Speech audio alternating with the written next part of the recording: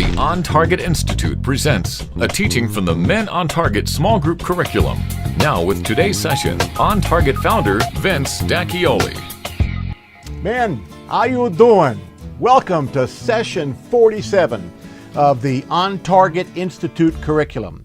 In our last session, we dealt with understanding accountability. In this session, we're going to be talking about fit for the kingdom. We're going to be talking about taking care of this temple, which we call our physical body. I want to remind you again to please go to otm.co if you haven't already and download the handout materials for this and all of our sessions really under otm.co. On Target Institute drop down, you'll see a place for downloadable resources and all of them are available to you at that site. Now, did you know that you are made in the image of God? The first thing I have up on the screen there says, do you recognize your image in your offspring? How many of you would say, boy, you know, when I look at my children or I look at me and how I'm aging, I look a lot like my dad did or my mom did. And we do look like our parents, and our kids end up looking like us. Well, do you realize that you have to remember that God sees a part of himself in you? And even more important is that you belong to him. We need to understand that. I think 1 Corinthians really kind of sets the table for us because I don't believe we're taking our bodies very seriously. But look at what it says. It says, do you not know that you are the temple of God and that the Spirit of God dwells in you? If anyone defiles the temple of God, God will destroy him. For the temple of God is holy, which temple you are. Our bodies are the temple of the living God. What are we doing to take care of our bodies? Guys, here's what the problem is. Our flesh wants what it wants. We don't think about the results of things that we're consuming or things that maybe we're not doing. The definition of lust, by the way, is not sexual. Lust literally means I must have it now. It could be a craving for food. It could be laziness. It could be any number of different things that we allow ourselves to enter into. Let's visit some old statistics. I believe probably today these statistics are even worse, but October 9th, 2004, Journal of the American Medical Association says this: 30.5% of Americans are obese, up from 22.9 10 years prior. 64.5% are overweight. Just 22% of U.S. adults report regular, sustained physical activity lasting 30 minutes or more 5 times a week. Less than 22%, probably down now. 250,000 plus deaths per year in the U.S. are due to a lack of regular physical activity. And fewer than 20% of U.S. adults get enough leisure time exercise to achieve cardiovascular fitness. It says that 1 in 4 U.S. adults has high blood pressure. And if you go to fitness.gov, let me just give you that website. Go to fitness.gov, and there's a full list of way more stats that define where we are in our culture today. I know myself, I struggle with high blood pressure, and I have to take medication for it, and I know why. And I can adjust my blood pressure by the weight that I gain or my exercise, and shame on me if I don't take this seriously enough. And I want you to know that as I've put this lesson together, I've come under some conviction myself. Now, let's look at some of the things that we consume. We consume useless calories, and oftentimes some of these really border on being poisons. 34% of total calories consumed by Americans come from fat. The average American consumes 80 to 120 pounds of refined sugar annually and 56 gallons of soda. Guys, let me repeat that. 80 to 120 pounds of refined sugar, which now today medical science is discovering may be the reason why we have so many problems. Even cancer is being attributed to some of the things that we ingest. This is a horrible, horrible pattern that we're developing in our culture today as we look at these things.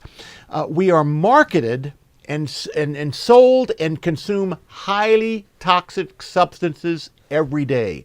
The world is screaming at us that you have to have these things, and there are substances going into them that make them very tasty and very hard to resist. Let's look at some scriptures. Okay? In Ephesians 5:28, it says, "Husbands ought to love their own wives as their own bodies.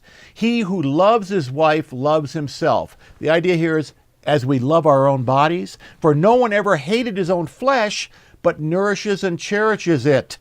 Have you found honey, it says in Proverbs 25:16? Have you found honey? Eat only as much as you need, lest you be filled with it and vomit. The Bible is very clear about some of these things that we ought to be looking into more seriously on our own. How much are we taking care of our physical body? Do we really cherish it like we should? How much are we consuming that is really destroying us?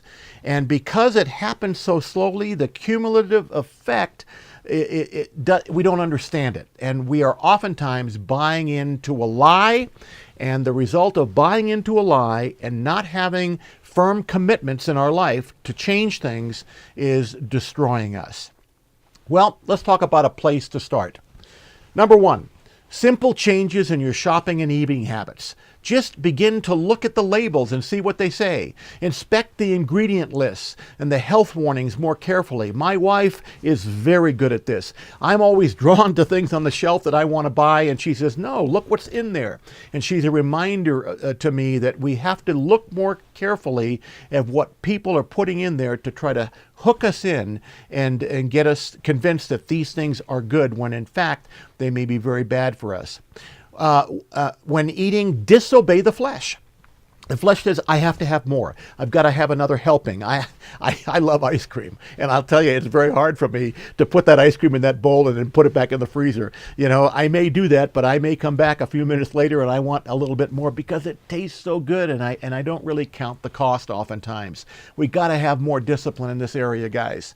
Implement simple changes to your daily routine that reintroduces motion into your daily routine. Here's some ideas. You know, if you've got a choice of taking an elevator to go up one or two flights, take the stairs instead. Just force yourself to think about doing things that you normally wouldn't be able to do or normally wouldn't think of doing because it's more convenient.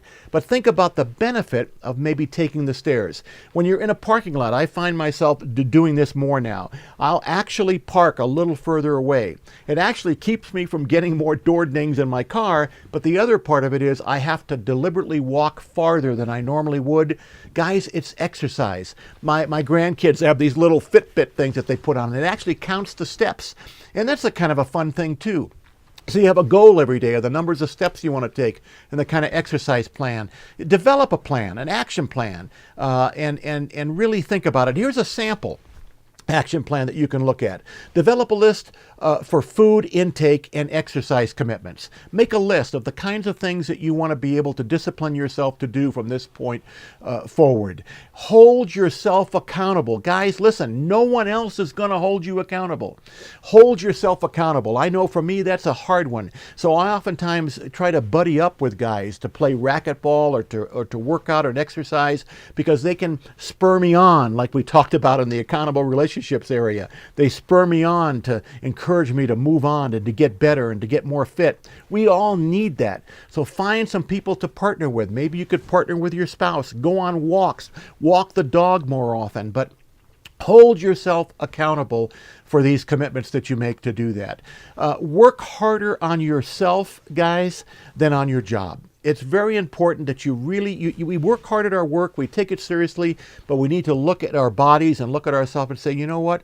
I need to do a better job of taking care of myself. Treat your body as a temple. It is the temple of the living God, and make it something God can be proud to live in, and develop and commit to a daily routine. Make it daily, guys, so you won't forget it. The most important part of this is exercise.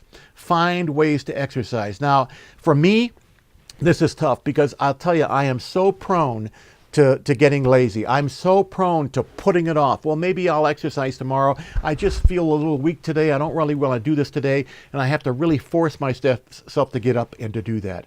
walk, get on the treadmill, go to the park and throw some baseballs with your grandkids or with your kids. I love racquetball, and I find that I really enjoy that. So I find myself getting guys around me and playing racquetball as often as I possibly can. But sometimes, again, I get into a lull and it's not enough. So the combination of really watching what you're putting into your body and physically exercising to make sure you stay in shape, you do those two things, guys, and you'll be really headed toward a much better temple that God can be proud of. I want to really encourage you in this area. Life implication: not taking care of our spiritual temple, listen, will take valuable years off of our lives and limit much of what God wants to do through us. And I don't know about you, but I'm getting to the point now as I'm getting older, I really want to make up for some of the mistakes I've made in the past, and I want to live as long as I possibly can, and I don't want to be the reason why I have to leave my assignment before God earlier than I normally would. Life application: here's some discussion questions for you, and I really hope you have a lively discussion about this and really do hold each other accountable in this area. Very, very important. How am I doing right now in the area of consuming healthy foods? Would you say that you're really looking at those labels and really worried about it, or you just don't worry about it at all and you're eating all the wrong things? Number two, how would I rate my current exercise commitments? Do I even have any? And how do you think you're doing with those commitments today? And am I willing to commit right now, this is important, to a new plan of action? I would add on to that, you got men right at your table right now that you could say to them right now, I need you, here's what I'm going to commit to, guys, and I want you every week to hold me responsible and ask me, how did I do last week? I pray you have a lively discussion. It's an important topic. And guys, until next time, remember this, don't forget about it.